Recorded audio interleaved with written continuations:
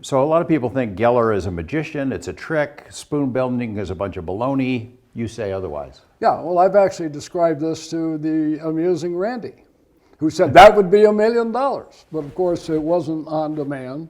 We were in the U.S. Capitol. There's a skiff. A skiff being a Yeah. secure room. Secure room. Uri had come to talk about the plight of Soviet Jews. He was not there to bend stuff.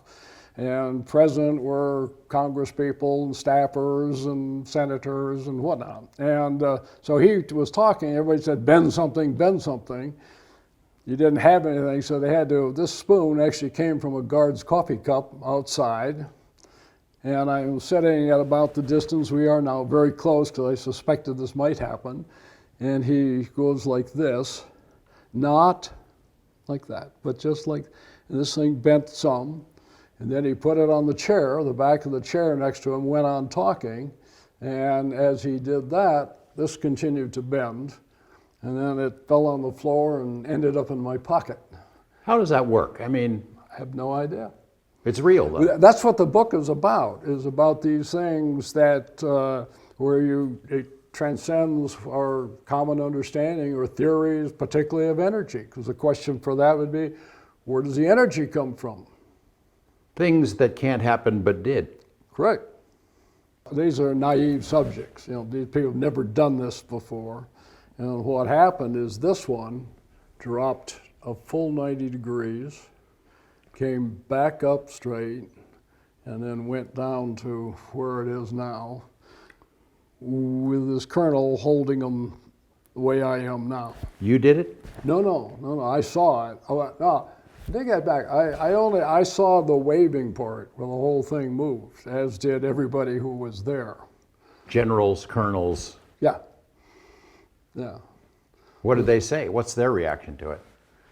Well, the reaction was, I wish that hadn't happened. I mean, the guy that's why I have these, because normally we give them to the people who are there. And he put it down and just said, it literally scared the crap out of him. And fortunately, we had a shrink with us, because it took us a couple days to put him back together again before we sent him home. Doesn't want it to be true. No, and he went back, he was stationed in Europe, and he went back and he did it once more and put it down and never touched it again. We'll talk about Uri a little bit more. We don't know how that works, but you've been in that vicinity, in that world for a long time, working with colleagues who were involved in the testing of him. Right. It's real. Well, some of these events are certainly real. I've known Uri for decades. You want me to show this one again?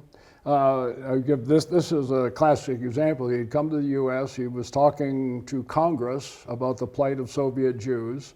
They asked him to bend something, and so they didn't have anything, so they went out from the skiff and found this spoon, literally in a guard's coffee cup.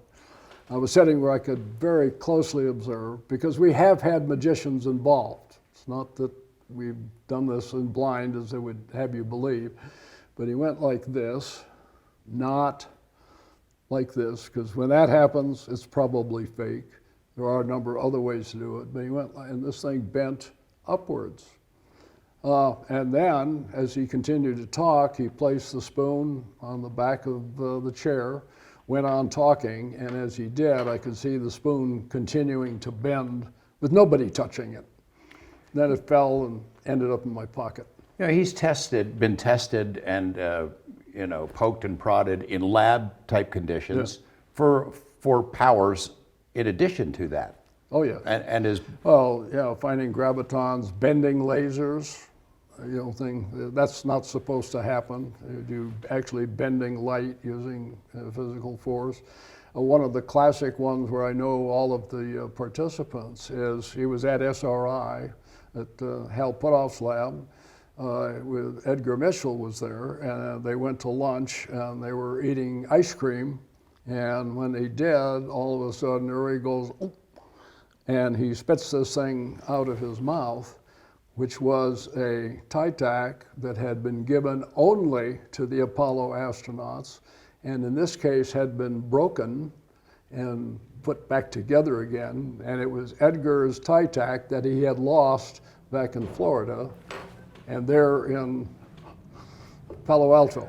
In the vicinity of Uri, when he does the things that he does, however it works, other weird stuff has been known to happen. Things appear and Yeah.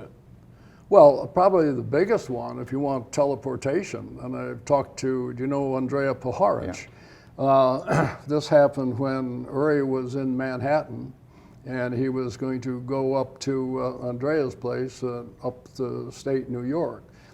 And he's running along, he's got somebody with him who leaves and takes the fastest means of transportation up to Osning. Uri disappears, and when this individual arrives at Osning, Uri's already there, beat up, because as he ran down, he suddenly disappeared and came crashing through the gazebo at Andrea's place in Osning. I mean, this stuff sounds preposterous. There's been UFO stuff that shows up in the vicinity of this. Well, he had the 9, and yes, he supposedly had contact early on with, mental contact from the time he was a very young boy in Israel. It almost suggests that there's a connection, as you explore in the book, a connection between various types of weird phenomena, unexplained phenomena, that you tap into some psychic abilities and it opens a door to something else, something that we think is something else. Now, one of the classic slides that I use in all of my presentations has to do with pictures of UFOs, psychokinesis, remote viewing, firewalking, even Sasquatch, cryptozoology, and all of these. And it is my opinion that somehow these are interconnected through human consciousness, but in ways we do not understand.